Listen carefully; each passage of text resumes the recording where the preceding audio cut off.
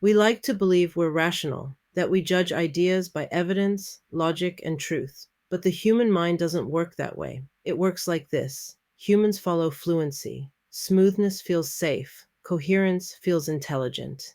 Ease feels trustworthy. The brain is built to trust the delivery, not the content. This is the coherence trap. Section 1, the brain's shortcut. Your brain is a pattern recognition machine. It's always trying to conserve energy, so it uses shortcuts. One of the biggest shortcuts is processing fluency, which is the ease with which your brain can understand something. If something is easy to process, your brain quietly labels it as familiar, safe, credible, and true. Not because it is true, but because it didn't cost much effort. Section 2, the illusion of truth. Researchers have shown this again and again. Repeat a false statement often enough, and people start to believe it. Not because the content changed, but because the processing changed. Repetition makes the brain more fluent. Fluency feels like truth. This is the illusory truth effect. Look at this sentence, then look at this one. Did you feel that? The second one felt truer, not because of the content, but because your eyes didn't have to struggle. Your brain confuses ease with accuracy. Section 3, why smooth talkers win. This is why smooth talkers rise to the top. They don't need depth. They don't need evidence. They don't need substance. They just need rhythm, confidence, coherence, and flow. Because the brain rewards how something is said more than what is said. A polished delivery feels like intelligence. A coherent narrative feels like truth. A confident tone feels like authority. In one study, people rated the phrase woes unite foes as more accurate than woes unite enemies. Why? Because it rhymes, because it's fluent. Your brain mistakes fluency for truth. Section 4, why truth sounds messy.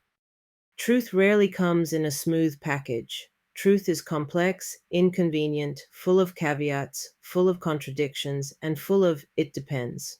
Truth forces you to slow down, to think, to revise, to hold tension. Truth increases cognitive load, and the brain doesn't like that.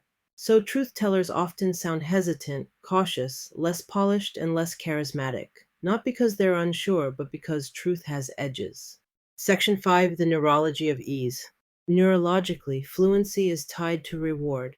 When something is easy to process, your brain releases a tiny hit of dopamine. It's a signal that says, this feels good, this feels right, this feels true. It's not evaluating the content, it's evaluating the effort. This is why simple explanations beat accurate ones, why confident lies beat hesitant truths, why familiar ideas beat unfamiliar facts, and why coherent stories beat complex realities. The brain is not built for truth, it's built for efficiency. Truth is a choice, fluency is a reflex. Section 6, the Coherence Illusion. Coherence is powerful because it creates the appearance of truth. When ideas connect smoothly, when the narrative flows, when the structure feels intentional, the brain relaxes. It stops questioning, it stops testing, it stops doubting. Coherence feels like understanding, even when the content is empty. Section 7, the danger. The danger is simple. Coherence can be manufactured. Truth cannot. Anyone can learn to speak smoothly. Anyone can learn to sound coherent. Anyone can learn to mimic intelligence. And most people will trust the delivery long before they test the content. This is how manipulation works. This is how misinformation spreads. This is how false teachers gain influence. This is how entire societies get led astray. Not through truth, through fluency. Section 8, the biblical bridge. Scripture warned about this long before psychology named it. Paul wrote that people would gather teachers to suit their own desires because they have itching ears. What are itching ears? They crave fluency. They want teaching that is smooth, coherent, and effortless. Teaching that costs nothing.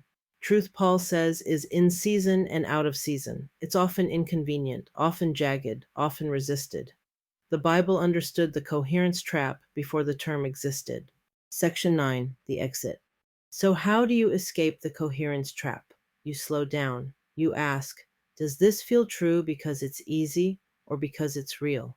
Am I trusting the content or the delivery? Is this coherent or is it tested? Because fluency is free, truth is expensive, And most people choose the cheap option, but you don't have to.